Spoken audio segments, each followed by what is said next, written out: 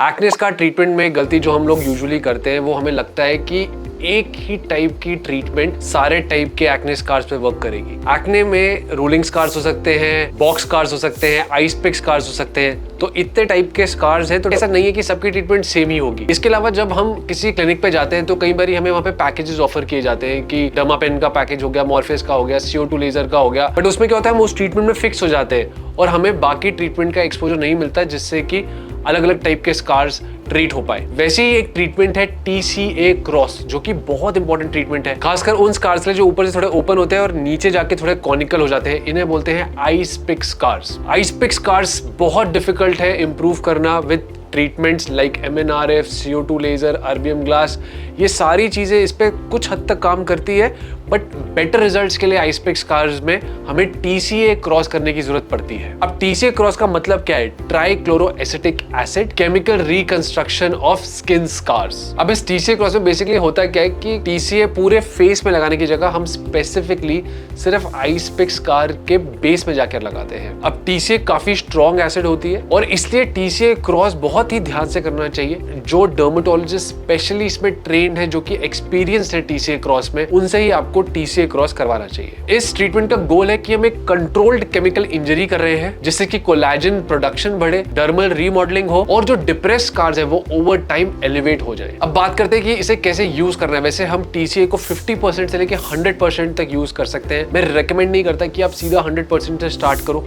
You can start with around 70%। तो सबसे पहले हम पेशेंट को एक फ्लैट बेड पे लेटाकर उनके जो फेस है उसको साफ करते हैं, क्लीन करते हैं, डीग्रीज करते हैं अल्कोहल से। फिर हम स्किन को ऊपर की तरफ स्ट्रेच करते हैं, जिससे जो एक्ने स्कार की बेस है वो पूरी तरीके से खुल जाए। और उसके बाद डिपेंडिंग ऑन डर्मेटोलॉजिस्ट प्रेफरेंस, हो सकता है कोई टूथपिक से करना जाए। मैं प्रेफर करता हूँ BD सिरिंज में थोड़ी सी TCA लेकर एक्ने स्कार्स की बेस में लगाना। अब बहुत ध्यान से हमें इसको केवल बेस में लगाना है, सराउंडिंग एरिया में नहीं लगाना है। सराउंडिंग एरिया की प्रोटेक्शन के लिए हम लोग वैसलीन का इस्तेमाल भी कर सकते हैं, ताकि अगर एसिड थोड़ी सी स्पिल हो भी जाए तो उसका डैमेज जो हो लिमिटेड हो। लगाने के बाद 10 to 30 सेकेंड में वहां पे हल्की सी व्हाइट फ्रॉस्ट आ जाएगी and that is the end point. उससे ज्यादा हमें TCA एसिड का यूज नहीं करना है। फ्रॉस्टिंग के बाद क्या होता है कि वहां पे बेसिकली एक तरीके का बर्न क्रिएट होता है। बर्न होता है जिसके बाद ब्लैक क्रस्ट आती है, वो क्रस्ट नीचे गिर जाती है और क्रस्ट नीचे गिरने के बाद वहाँ नॉर्मल स्किन हो जाती है। उसके बाद विद इन फ्यू वीक्स जैसे जब कोलेजन बनना शुरू होता है, जो स्कार्स हैं वो धीरे धीरे करके ऊपर आने लगते हैं। हो सकता है हीलिंग टाइम के बीच में एक पीरियड है जब आपके स्किन पे थोड़ी थोड़ी रेड डॉट्स दिखे, ये नॉर्मल है। अगर एक्सेसिव रेड डॉट्स दिख रही है तो इसका मतलब जरूरत से ज्यादा TCA का या परसेंटेज का यूज हुआ है। अगर थोड़ी बहुत रेड डॉट दिख रही है तो वो नॉर्मल होती है और वो फ्यू वीक्स में अपने आप शेड अवे हो जाती है। उससे हमें घबराने की जरूरत नहीं है। कितने सेशंस रिक्वायर्ड होते हैं वैसे डिपेंड करता है कि कितनी सीवियरिटी है स्कार्स की, बट 3 to 6 सेशंस तक आपको रिक्वायर हो सकते हैं, जो एक सेशन हम कर सकते हैं 4 to 8 वीक्स के इंटरवल के बीच में। अगर इंप्रूवमेंट की बात करें तो anywhere between 40 to 70% improvement possible है TCA क्रॉस टेक्निक के बाद। इतने 4 से 6 सेशन के बाद 100% इंप्रूवमेंट इसके बाद भी हो सकता है ना आए और आपको और ट्रीटमेंट्स कंटिन्यू करना पड़े।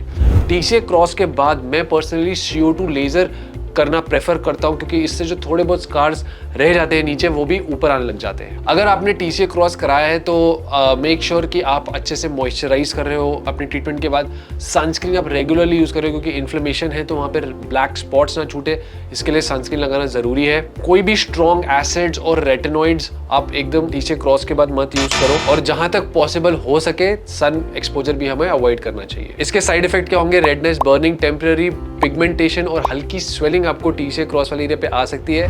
ये सब माइनर साइड इफेक्ट्स हैं, ये अपने आप धीरे धीरे चले जाएंगे। ज्यादा प्रॉब्लमेटिक साइड इफेक्ट्स होते हैं जिसमें कि वहाँ पे कलर छूट जाना या फिर हाइपोपिगमेंटेशन हो जाना, यानी कि आपके नॉर्मल स्किन कलर से हल्का कलर हो जाना, स्कार और ज्यादा वाइड हो जाना अगर हमने TCA क्रॉस फैला दिया है। कई लोग जो एक्सपीरियंस नहीं होते वो टूथपिक की जगह कॉटन बड का इस्तेमाल कर लेते हैं, और जिससे कि डिफ्यूजन जो होता है एसिड का वो एक बड़े एरिया में हो जाता है। ये बहुत कॉमन मिस्टेक होती है, जिससे कि स्कार्स का साइज एक्चुअली बड़ा हो जाता है। इसके अलावा इन्फेक्शन या डिलेड हीलिंग हो सकती है, बट ये सारी चीजें आप अवॉइड कर सकते हो एक अच्छा स्किन केयर प्रोवाइडर, एक डर्मेटोलॉजिस्ट से ये ट्रीटमेंट करवाकर। और फाइनली आपको याद रखना है कि TCA क्रॉस अकेले नहीं यूज करना है, उसके साथ बाकी ट्रीटमेंट को कंबाइन करना है।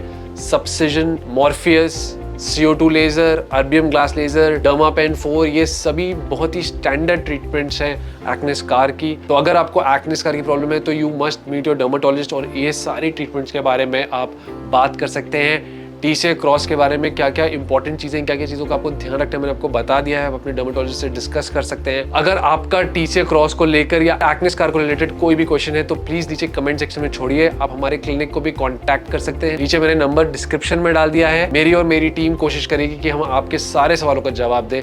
मिलते हैं अगली वीडियो में, तब तक के लिए गुड बाय।